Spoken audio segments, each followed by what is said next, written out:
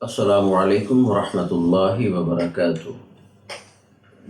ان الحمد للہ نحمده ونستعینه ونستغفره والصلاة والسلام علی اشرف الانبیاء والمرسلین وبعد۔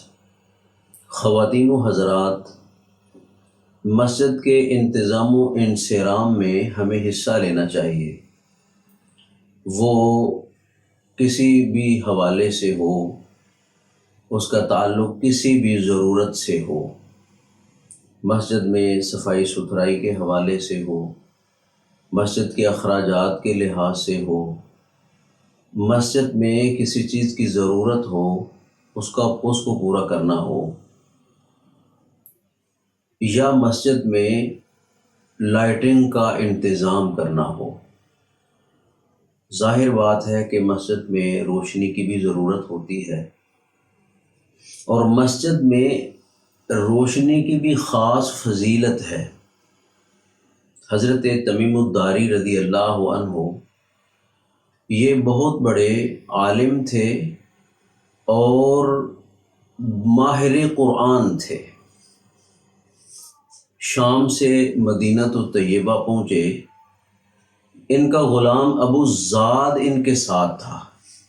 یہ واقعہ تفسیر قرطبی میں آتا ہے، اور ساتھ یہ بہترین قسم کی قندیلیں، عمدہ بٹی ہوئی رسییں اور زیتون کا تیل ان قندیلوں کے اندر ڈالنے کے لیے لے کے آئے۔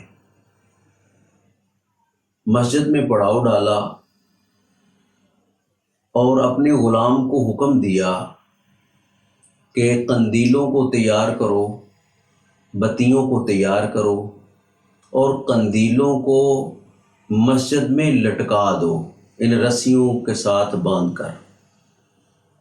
غلام نے اپنے آقا کے حکم کی تعمیل کرتے ہوئے یہ سارا کام مکمل کر دیا۔ عصر کے بعد ہی غلام نے یہ سارا کام مکمل کر دیا۔ جب مغرب کا وقت ہوا تو حضرت تمیم الداری نے اپنے غلام کو حکم دیا کہ ان بتیوں کو جلا دو۔ قندیلوں کو جلا دیا گیا، ہر طرف روشنی پھیل گئی مسجد کے اندر۔ تو نبی علیہ السلام پہنچے، تشریف لائے۔ آپ صلی اللہ علیہ وسلم نے دیکھا کہ ہر طرف روشنی ہے۔ پہلے تو اس قدر روشنی کا انتظام نہیں تھا، تو آپ صلی اللہ علیہ وسلم نے ارشاد فرمایا، من فعل ھذا۔ صحابہ نے عرض کیا، یہ کام تمیم الداری رضی اللہ عنہ نے کیا ہے۔ نبی صلی اللہ علیہ وسلم نے تمیم الداری کو اپنے گھر پہ بلایا اور ارشاد فرمایا، نورت الاسلام نور اللہ علیک فی الدنیا والآخرہ۔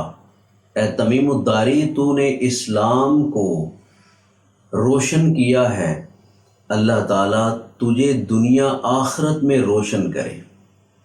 اب دعا نبی علیہ السلام نے اس شخص کو دی ہے جو شخص مسجد میں روشنی کا انتظام کرتا ہے۔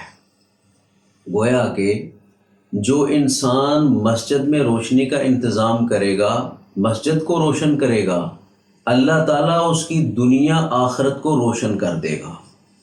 اور ساتھ یہ بھی ارشاد فرمایا، لو کانت لبنۃ لزوجتکھا۔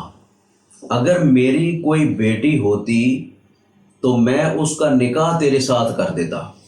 یعنی آپ صلی اللہ علیہ وسلم ان کے اس عمل سے اتنے خوش ہوئے، آپ نے یہ ارشاد فرما دیا کہ اگر میری بیٹی ہوتی تو میں اس کا نکاح تیرے ساتھ کر دیتا۔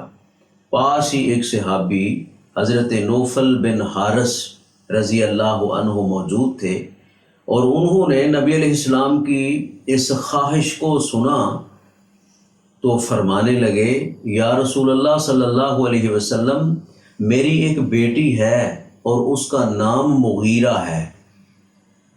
آپ نے جو ارادہ کیا ہے آپ اس کو پورا فرما دیجئے، یعنی میری بیٹی کا نکاح تمیم الداری رضی اللہ عنہ سے کر دیجئے۔ نبی علیہ السلام نے نوفل بن حارث کی بیٹی مغیرہ کا نکاح جناب حضرت تمیم الداری کے ساتھ کر دیا۔ یہ فضیلت ہے مسجد کو روشن کرنے کی۔